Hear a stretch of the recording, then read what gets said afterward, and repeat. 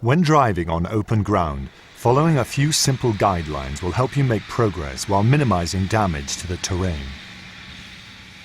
If there are no established tracks on the ground, try not to follow the tire marks of vehicles that have covered ground before you, as this can eventually cause unwanted tracks or ruts. If tracks have already formed, it's best to stick to them. On wet grass or other slippery surfaces, engaging the manual differential lock and selecting a higher gear will reduce the risk of wheel spin. Spinning wheels will impede your progress and damage the ground. Remember that first gear in high range is roughly equivalent to third gear in low. Apply smooth and gentle pressure when accelerating and braking. This will help maintain traction by preventing wheel spin. If you're climbing or descending hills on open ground, drive straight up the hill and not at an angle. This will help keep the vehicle as stable as possible. When you return to the road, it's important to reset your vehicle's controls. Reinflate the tires if pressures were lowered while off-road. Return terrain response to the general program setting. This will automatically adjust the vehicle's computerized systems for on-road driving. Select high range and reset the air suspension to normal road height, although it will lower automatically when the vehicle speeds up. Disengage the manual differential lock, making sure the warning light has gone out. And make sure your lights, license plates, windows and mirrors are clean of any dirt.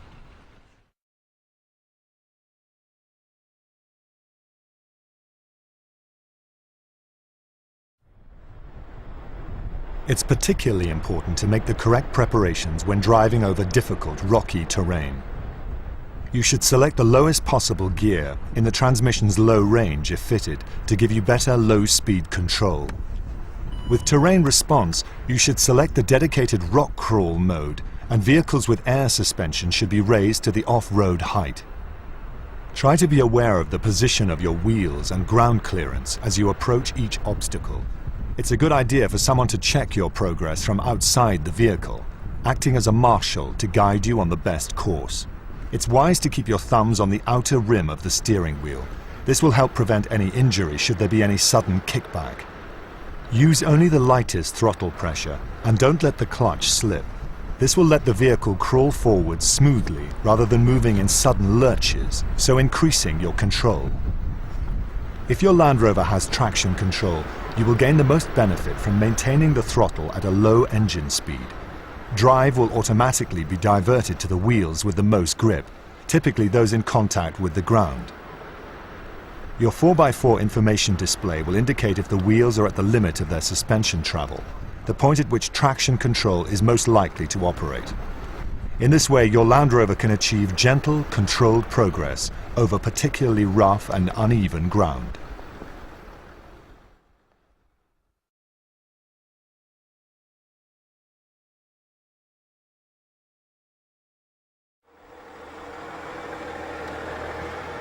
Articulation describes the amount of a vehicle's vertical wheel travel. All Land Rover vehicles have excellent articulation, which means their wheels can be kept firmly in contact with the ground for longer, delivering maximum grip when driving over undulating terrain. When driving in these conditions, keep your speed down by staying in a low gear and use the brakes gently when needed. Be aware of your ground clearance at all times, if possible, raising the air suspension to help ensure you avoid grounding the vehicle.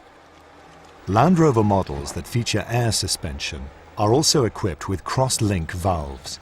These channel air to the suspension unit of unladen wheels, so keeping them in contact with the ground for as long as possible.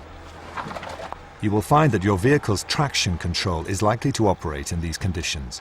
When it activates, the way to get the most benefit is to increase the throttle slightly, allowing drive to be diverted to wheels that have the best grip.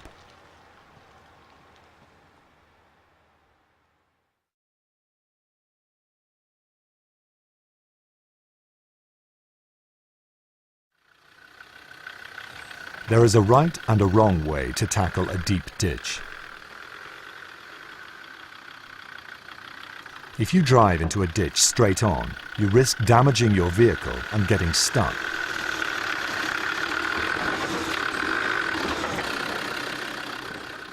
The correct way is to drive slowly, engaging the manual differential lock and ensuring the indicator light is illuminated. Using the lowest possible gear in low range where available will give you maximum control. Approach the ditch at an angle of about 45 degrees. This means 3 wheels will be in firm contact with ground at any time, so maximizing traction. The differential lock will further increase grip, helping you negotiate the hazards safely.